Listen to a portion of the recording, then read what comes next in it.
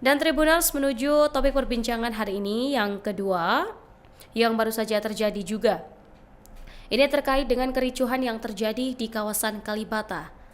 Dan dilaporkan sejumlah fasilitas pun rusak buntut pengeroyokan dua mata elang di kawasan Taman Makam Pahlawan Kalibata, Pancoran, Jakarta Selatan pada Kamis 11 Desember 2025. Ada 7 sepeda motor yang dilaporkan rusak, kemudian 14 lapak pedagang yang juga rusak. Ada 2 kios yang terbakar atau rusak berat, dan bahkan 2 rumah warga ini mengalami kerusakan pada kaca jendela. Dari pihak kepolisian, ini sebagai langkah tanggap darurat, langsung melakukan pengamanan di sekitar lokasi, dan hal ini disebutkan langsung oleh Karopenmas Polda Metro Jaya, Brigjen Truno Yudo dalam konferensi pers pada Jumat malam. Adapun upaya pengamanan ini dilakukan untuk menjaga situasi tetap kondusif di sana dan memastikan keselamatan warga serta mencegah potensi kerusakan atau aksi lanjutan terhadap fasilitas dan harta benda masyarakat. Truno Yudo menyebut selain pengamanan, Polri ini aktif melakukan koordinasi juga dengan berbagai pihak terkait, termasuk keluarga korban, kemudian pemilik kios dan kendaraan yang rusak, bahkan juga berkoordinasi dengan unsur pemerintahan setempat, tokoh masyarakat, serta unsur-unsur keamanan lingkungan. Dan tentunya hal ini dilakukan untuk memastikan pemulihan fasilitas warga dapat berjalan lancar sekaligus mendukung proses penyidikan yang sedang berlangsung. Pemirsa, ternyata dalam insiden yang cukup tragis hingga menewaskan 2 orang matel ini terkuak beberapa fakta di lapangan. Temuan ini dapat terkuak menyusul aparat yang telah memasuki babak baru, yakni di tahap penyidikan. Dan kasus ini juga semakin menarik setelah adanya temuan keterlibatan 6 anggota polisi yang kini turut terseret dan sudah ditetapkan menjadi tersangka. Dari seorang saksi mata, Zulfikri, dia seorang karyawan rumah makan, menceritakan bahwa sempat mendengar 2 kali suara letusan tembakan.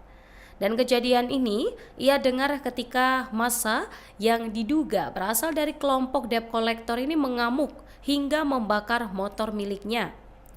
Aksi brutal ini dipicu tewasnya 2 debt collector berinisial MET dan NAT yang sebelumnya dikeroyok sekelompok orang tak dikenal. Zulfikri menduga para pelaku pengeroyokan adalah aparat penegak hukum. Hanya saja saat itu ia belum dapat memastikannya karena para pelaku tidak mengenakan seragam dinas. Menurut Zulfikri, situasi ini sempat mereda selepas maghrib, namun massa dari kelompok debt collector ini kembali datang ke lokasi dengan jumlah yang lebih besar. Massa ini melakukan perusakan hingga pembakaran. Dan selain sejumlah lapak warung makan, massa ini juga membakar 9 motor dan 1 mobil taksi. Yang kala itu, Zulfikri memilih untuk menutup rumah makan dan bersembunyi di dalam. Bahkan ia pun harus merelakan sepeda motornya yang ludes dibakar massa. Kemudian fakta lain yang cukup mencengangkan adalah dalam kerusuhan yang terjadi hingga menyebabkan pembakaran ini, ternyata massa yang melakukan perusakan dan pembakaran kabarnya mencapai 100 orang. Dari Kapolres Metro Jakarta Selatan, Kombes Nicholas Ari Lilipali menyebut dalam kasus ini akan diproses 2 perkara, yaitu terkait pengeroyokan dan juga perusakan. Ia menambahkan untuk saat ini pihaknya tengah melakukan identifikasi dari kelompok mana yang melakukan perusakan tersebut. Dan juga fakta lagi yang tak kalah mengagetkan, ternyata 6 pelaku pengeroyokan ternyata dari dugaan Zulfikri tadi benar dari oknum pihak berwenang atau dari pihak kepolisian Tribuners. Dan dilaporkan 6 anggota polisi yang terlibat kasus pengeroyokan di Kalibata ini akan segera menjalani sidang kode etik. Para pelaku berinisial JLA, RGW, IAB, IAM, BN, dan juga AM.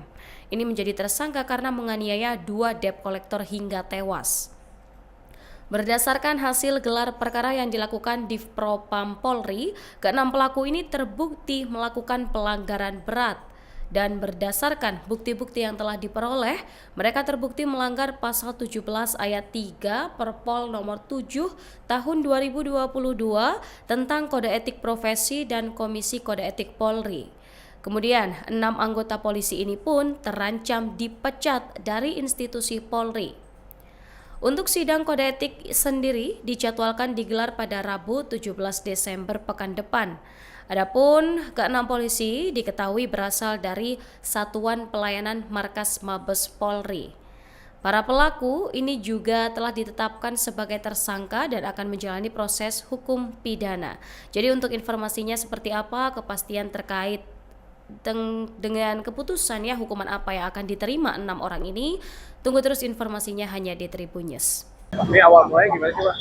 Baik, terima kasih. Jadi perlu kami jelaskan terkait dengan kejadian insiden ini. Awal mulanya adalah ada seorang pengendara motor, ya saat itu melintas diberhentikan oleh DC, oleh teman-teman dari DC. Setelah itu tiba-tiba ada pengguna mobil di belakangnya yang turun, yang membantu pengendara motor tersebut. Ya, dengan sporadis pengguna mobil tersebut langsung memukul dari kawan-kawan DC ini. Nah, kurang lebih 4-5 orang pengguna mobil ini yang sama-sama jalan dengan pengendara motor di satu arah. Informasi teman-teman dari korban lagi yang motor itu gimana? Sepertinya menurut keterangan saksi di lapangan belum terjadi seperti itu, tiba-tiba diberhentikan saja di jalan di depan makam Kalibata. Ya, dari pengendara mobil yang di belakangnya ini turun untuk membantu pengendara motor tersebut. Pak, infonya yang mengeroyok itu dari anggota TNI atau gimana? Sampai detik ini kami belum bisa memastikan, masih proses penyelidikan. Pak, pemicunya Pak penyerangan balik ini apa, Pak? Sama ada korban atau apa, Pak? Ya, karena ada korban dari teman-teman DC ini yang meninggal satu luka-luka, sekarang dirawat di rumah sakit. Ya, mungkin ada rasa tidak terima. Padahal membalasnya ke lingkungan sini tidak tahu menau karena kejadiannya di jalan dan menurut keterangan saksi adalah hanya spontanitas. Nggak tahu itu dari mana, kita belum masih dalam penyelidikan. Pengarahnya awalnya Pak ya? Ya, kurang jelas. Awalnya anggota TNI, Pak ya? Sampai saat ini belum ada mengarah ke sana, masih proses penyelidikan. Ya. Sudah ada pelaku yang diamankan, Pak? Belum, sampai sekarang belum ada, masih proses penyelidikan. Karena itu kejadiannya begitu cepat. Ya. Keterangan saksi juga menyampaikan seperti itu begitu cepat, hanya hitungan berapa menit. Ya, korbannya luka di bagian mana saja, Pak? Luka bagian tangan, kepala, sama ya sekitaran kepala aja tadi sama tangan. Luka tembak juga, Pak? Ya? Infonya ada luka tembak juga. Oh, nggak ada. Kalau saya pastikan nggak ada itu, nggak ada. Hanya tidak ada, hanya menggunakan tangan kosong saja. Pak, kalau ini yang pembakaran ada berapa warung, Pak, yang dibakar ini, Pak? Kalau kita warung tadi susah untuk ngitungnya ya. Sebagian udah tutup karena kalau lihat dari titik apinya tadi ada titik apinya kurang lebih ada 6 titik api, namun cepat bisa kita padamkan. Kebetulan juga pemilik masih ada di sekitar sini dan sebagian juga tadi udah tutup. Download Tribun X sekarang, menghadirkan lokal menjadi Indonesia.